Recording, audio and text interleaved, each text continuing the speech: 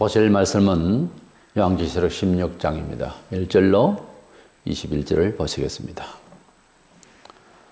또 내가 들으니 성전에서 큰 음성이 나서 일곱 천사에게 말하되 너희는 가서 하나님의 진노의 일곱 대접을 땅에 쏟으라 하더라. 첫째 천사가 가서 그 대접을 땅에 쏟음에 짐승의 표를 받은 사람들과 그 우상에게 경배하는 자들에게 악하고 독한 종기가 나더라. 둘째 천사가 그 대접을 바다에 쏟음에 바다가 곧 죽은 자의 피같이 되니 바다 가운데 모든 생물이 죽더라. 셋째가 그 대접을 강과 물 근원에 쏟음에 피가 되더라. 17절입니다. 일곱째 천사가 그 대접을 공중에 쏟음에 큰 음성이 성전에서 보좌로부터 나서 이르되 되었다 하시니 번개와 음성들과 우리의 소리가 있고 또 큰 지진이 있어 얼마나 큰지 사람이 땅에서 온 이래로 이같이 큰 지진이 없었더라. 21절입니다. 또 무게가 한 달란트나 되는 큰 우박이 하늘로부터 사람들에게 내리며 사람들이 그 우박의 재앙 때문에 하나님을 비방하니 그 재앙이 심히 커미르라. 아멘. 요한계시록에서는 예수님 오시기 전에 큰 환란이 있을 것을 예언해 주고 있습니다. 그 환란의 성격을 일곱인 일곱 나팔 일곱 대접재앙이라고 하는 내용들로서 열거되어 있는데 그 큰 환란 중에서도 세 가지의 큰 환란이 또 있을 것을 말씀하고 있습니다. 그 중에서 제일 마지막 번째 대환란에 대해서 이제 16장에서부터 18장까지 내용이 나오고 있습니다. 계시록 8장 13절에 보면 땅에 사는 자들에게 화가 있으리니 이는 세 천사들이 부려야 할 나팔 소리가 남아 있음이로다. 그런 말씀이 있습니다. 여기 화라고 하는 것은 앞서 우리가 상고해 봤습니다만은 다섯 번째, 여섯 번째, 일곱 번째의 나팔 재앙을 두고 한 말입니다. 그래서 그 나팔 재앙 일곱 가지 중에서 다섯 번째, 여섯 번째가 지나고 일곱 번째, 즉 마지막 나팔 재앙이 되는 내용 안에는 천사가 나팔을 길게 부니까 그 안에서 천사 일곱이 다시 나와서 각 대접을 하나씩 들고 불을 담은 대접을 들고 하나님의 심판을 이제 시행할 그런 준비가 보였습니다. 그래서 이 마지막 나팔 불 때의 그 나팔 재앙은 일곱 대접재앙이라고 하는 일곱 가지의 대접재앙이라고 하는 재앙이 이제 땅에 쏟아질 것을 그림으로 보여주고 있는 내용입니다.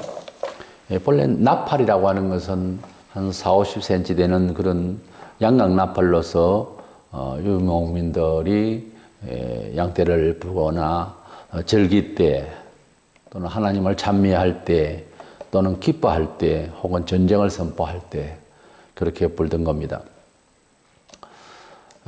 그리고 영적으로도 말씀을 하시지만은 또한 실질적으로 주님께서 내려오실 때에 하늘로부터 나팔 소리가 들릴 것을 말씀하셨습니다.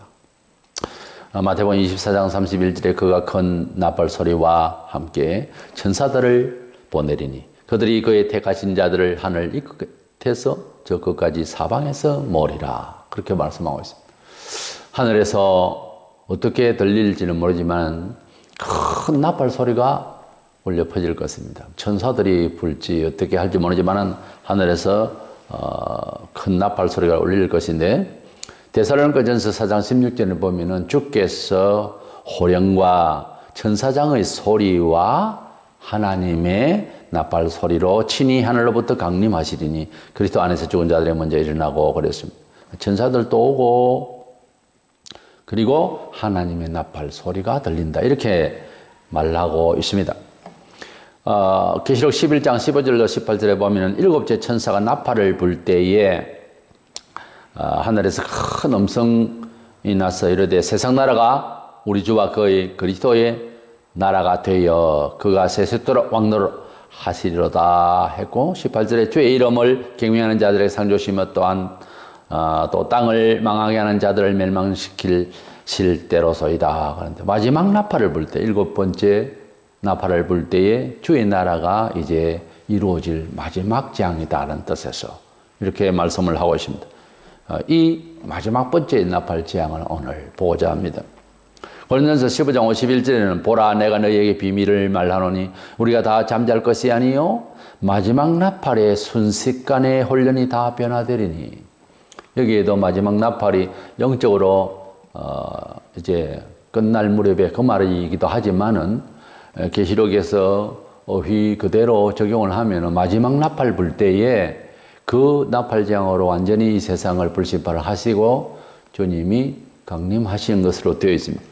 이렇기 때문에 마지막 나팔 불 때에 성도들이 부활하게 될 것이라고 하는 말씀은 그렇게 연결해 보면은 이 마지막 재앙인 일곱 대접 재앙의 불재앙으로 끝나고 성도들이 부활하게 된다라고 하는 뜻을 연결해서 볼 수 있습니다. 그러면 이 마지막 나팔 불 때에 일곱 천사가 대접을 들고 쫙 섰는데 첫째, 둘째, 셋째에서 일곱 번째까지의 대접 재앙, 즉 마지막 나팔 재앙의 내용들을 보겠습니다. 첫 번째 대접 재앙이 나오는데 악한 종기가 생기는 이런 재앙입니다. 저 그리스도를 따른 자들에게 이절에 악하고 독한 종기가 나는 형벌입니다. 이것은 지금 말하는 에이즈보다 더 무서운 그런 대책 없는 저주의 그런 병이 생길 것입니다. 출애굽기 9장 10절 이하에 보면은 애굽에서도 그런 병고를 맞는 그런 재앙이 있었습니다. 두 번째로는 바다가 피같이 되는 그런 재앙입니다. 계시록 8장에서 말세의 재앙 초기에는 바다의 생물 3분의 1이 재앙으로 죽었습니다만 이제는 마지막 재앙으로서 전부 다 죽는 걸로 되어 있습니다. 3절에 바다가 피같이 되어 모든 생물이 죽는 것으로 되어 있습니다. 출애굽기 7장 20절 이하에도 보면은 그런 물이 피가 되는 이런 저주의 재앙이 있었습니다. 세 번째로는 이 대접재앙은 강물이 피가 되는 이런 재앙입니다. 출애굽기 7장에서도 볼 수 있는 재앙인데 4절에서 강과 물이 피가 되는 저주를 봅니다.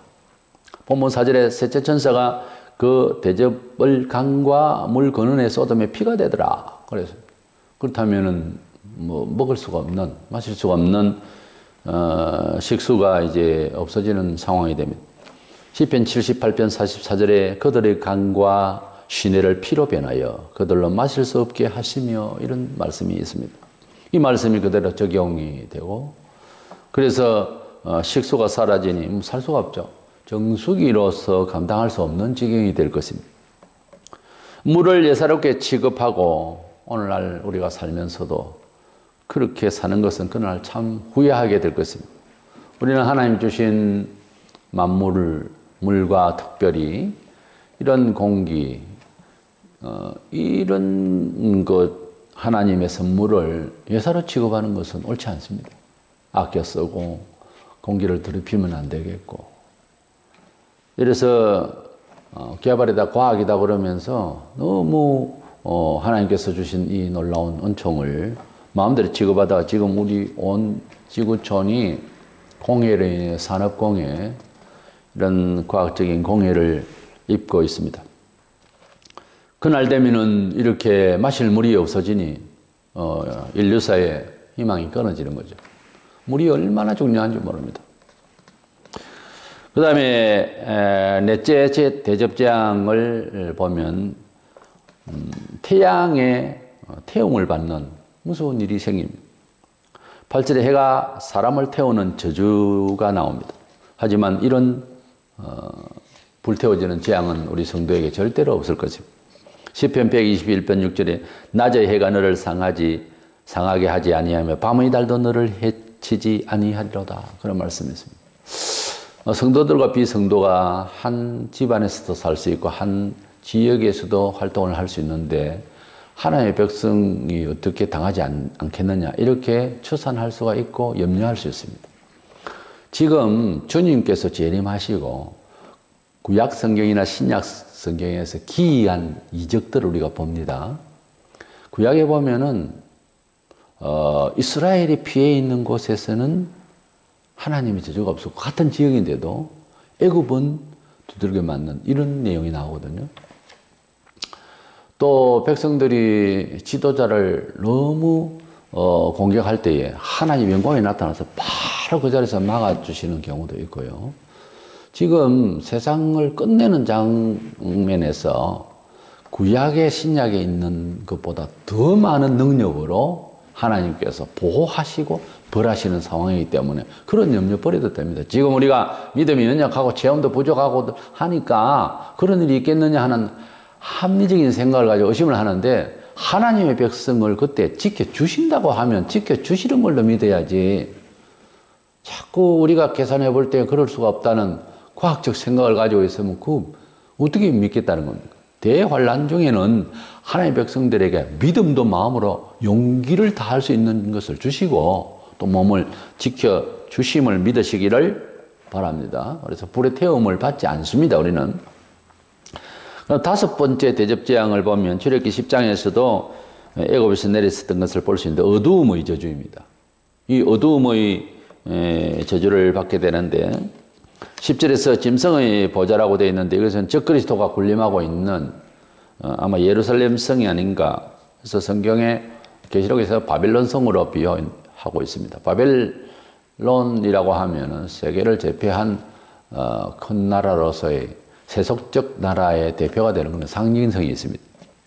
그래서 어두움의 저주, 컴컴하다고 하는 것, 갑자기 밝은 날에 컴컴해지는 경험을 보았습니까? 굉장히 두려움이 엄습해 옵니다. 하나님께서 애굽에서도 흑암천지를 재앙을 주실 때도 있었는데 말세가 되면은 자연적, 과학적 이러한 폐해로 인해서 이제 날씨가 맑지 않고 이런 차원이 아닙니다. 해가 이제 어두워지는 그래서 캄캄하게 되는 이런 상황이 된다는 거죠. 하나님의 저주로 되어지는 일입니다. 물론 우리가 살아가고 있는 방식 때문에 공일에 인해서 문제가 있긴 하지만 그런 차원이 아닙니다. 이때는 완전히 소멸되기 직전에 그러한 상황입니다. 이 갑자기 어두워지는 가운데서의 공포를 어떻게 이겨내겠습니까? 기술력이 있는 사람 또는 뭐 착하다고 할 수 있는 사람의 마음, 어느 선생이, 어느 과학자가 어떤 과학적 산물로서 이 어둠을 밝히겠습니까? 모든 지구촌은 다 같이 미국이든 여기든 유럽이든 어디든지 공포를 느끼게 되고 이제는 지구촌의 인생의 삶은 끝이구나 하는 걸 알게 될 거예요. 그래 그때라도 회개를 하면 되는데 웃기는 것은 회개를 안 한다는 거예요. 회개할 사람들도 아마 있긴 하겠지만 그래서 하나님의 마지막 심판이 도래하게 되는 것입니다. 여섯 번째 대접재앙은 마지막 때의 전쟁이 있습니다. 지금도 세계 곳곳에 전쟁이 일어나고 테러가 있습니다만 종말에 일어날 전쟁은 세계적인 대전쟁이 될 것입니다. 현재 세계가 보유하고 있는 전쟁 물자를 터주면 50번 이상 지구를 불바다로 만들 수 있을 정도로 전쟁 물자가 준비되어 있다고 합니다. 언젠가는 이 전쟁 물자, 특히 이 불의 전쟁 도구가 사라지지 않고 사용되겠죠? 본문 12절에 보면 또 여섯째 천사가 그 대접을 큰 강 유브라데 쏟음에 강물이 말라서 동방에서 오는 왕들의 길이 예비되었더라 그랬는데 아마 이 마지막 대전쟁은 적그리스도가 이 세상을 통치하는 과정의 그 끝물에 그 끝에 있어서 아마 세계 나라가 통합되어서 아부를 하고 거기에 바라보고 살았는데 이 자연 소위 파괴와 이런 상황에 대한 어떤 대책이 없는 이 적그리스도에게 그저 이제 공을 다 돌리고 그렇게 하다가 이런 상황이 왔을 때에는 불만이 생길 거예요. 그런데 이 적그리스도 국가 불만하게 되는 이 세계 각국의 사람들이 여러 번 침공을 하고 불만을 퍼뜨리고 아마 작은 전쟁들이 있을 거예요. 그러나 이 마지막 전쟁은 아주 대결전이고 여기에서 거의 사람들이 멸망하다시피 그런 큰 대전쟁이 있을 것인데 동방에서 오는 왕들이 길이 예비되었더라 이런 말이 있습니다. 동방 하면 뭐 여러 나라가 있습니다만 아마 그 중에서 중국이 이 적그리스도를 볼만해서 침공하려고 하는 상황이 벌어지지 않을까. 2만만이라는 13절 2만만이라는 말이 나오는데 그것은 2억의 군대거든요. 2억의 군대가 이제 몰려와서 동방에서 와서 적그리스도 칠 것이다라고 예상을 해보면 중국일 수 있지 않을까 그런 생각을 해봅니다. 자관에 마지막 때 가면 지금 많은 전쟁이 있지만은 적그리스도에 대한 불만으로 엄청난 대전쟁으로서 세계전쟁이 일어나게 될 것으로 봅니다. 그걸로 이제 종국이 오는 거죠, 세상이.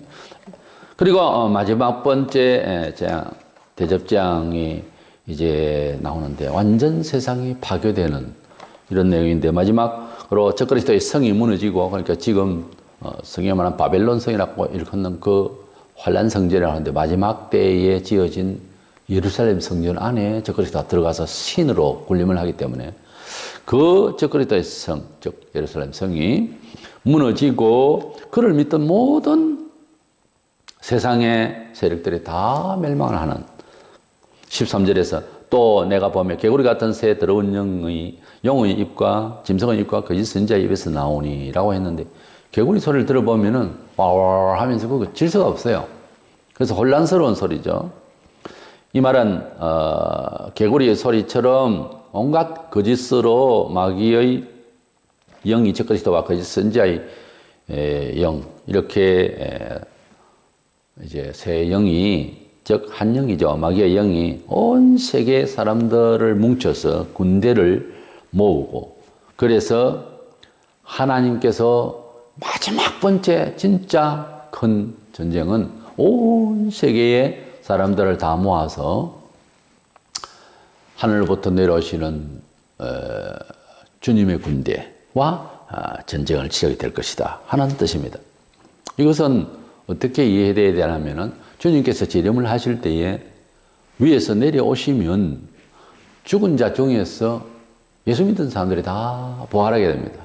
그리고 살아있는 사람들도 모두가 부활하게 됩니다. 물론 피신 같던 정통 이스라엘 하나님 백성들도 부활하게 됩니다. 죽은 사람이 먼저 부활하게 됩니다. 그리고 살아있는 사람들도 부활 변화를 순간적으로 입습니다.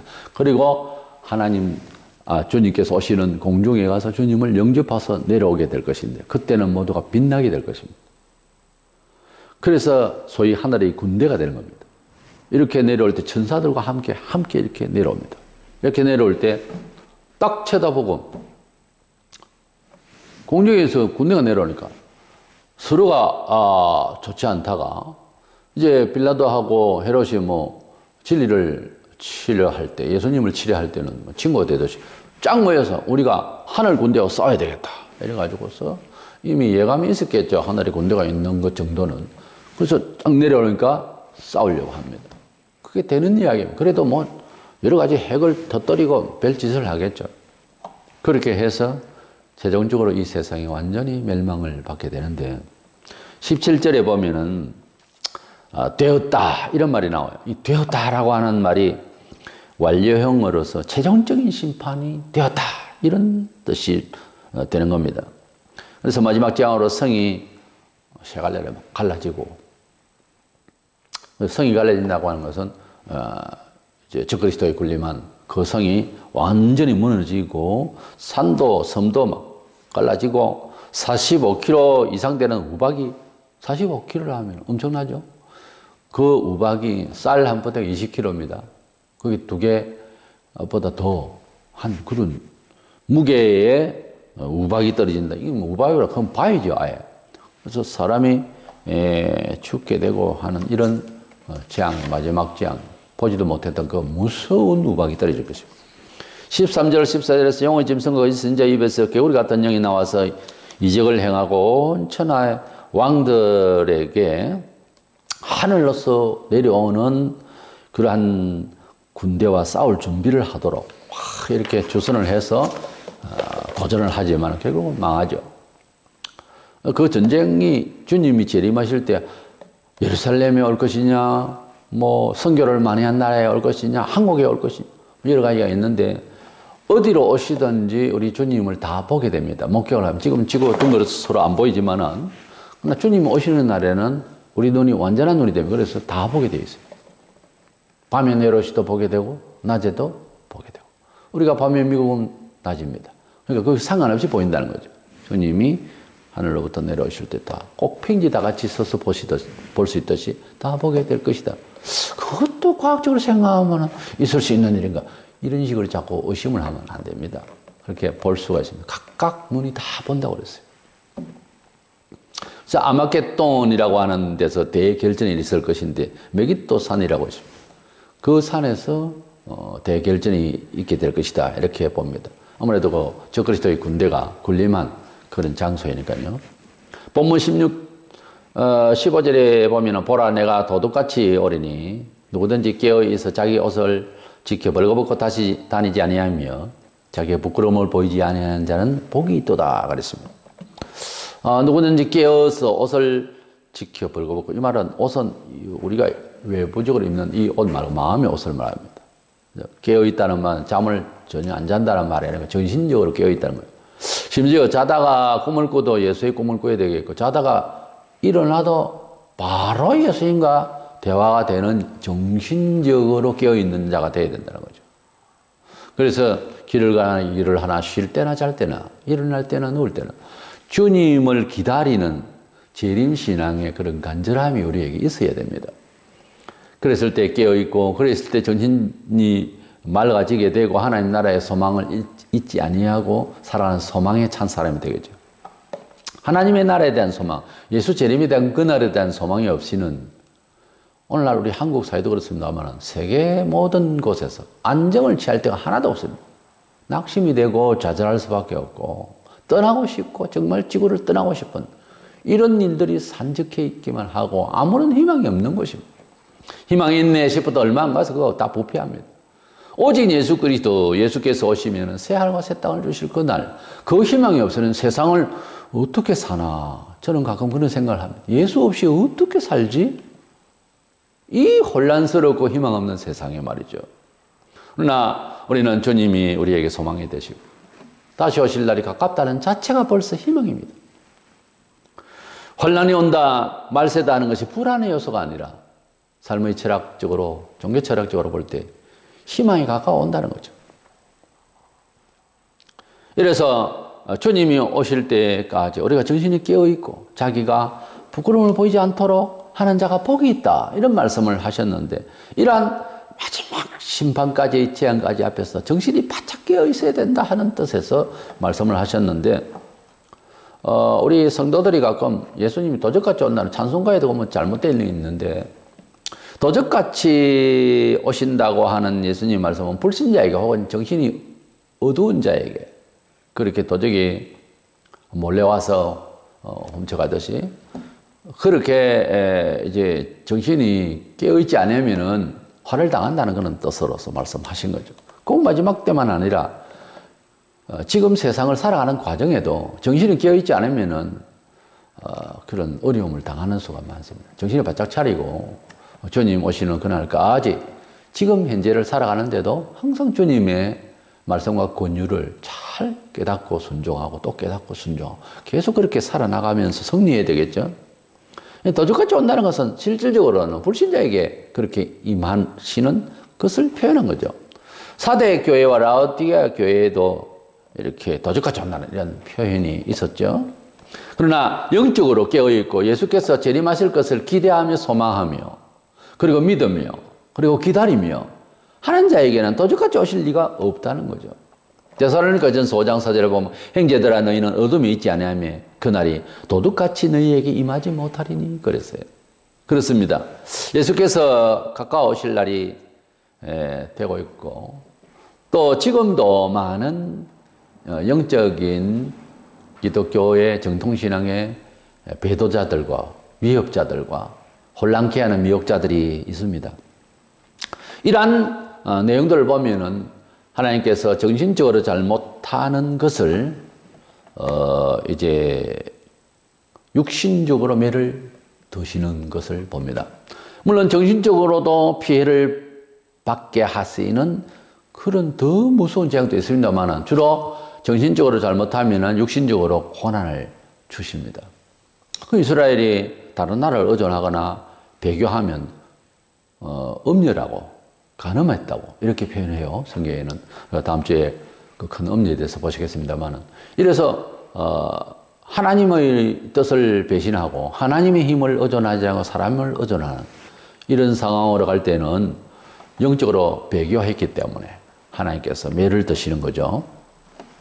이런 자연 피해가 있고 육신적으로 고통을 받고 병도 오고 이러면 빨리 회개라도 해야 구원을 받을 텐데 말이죠.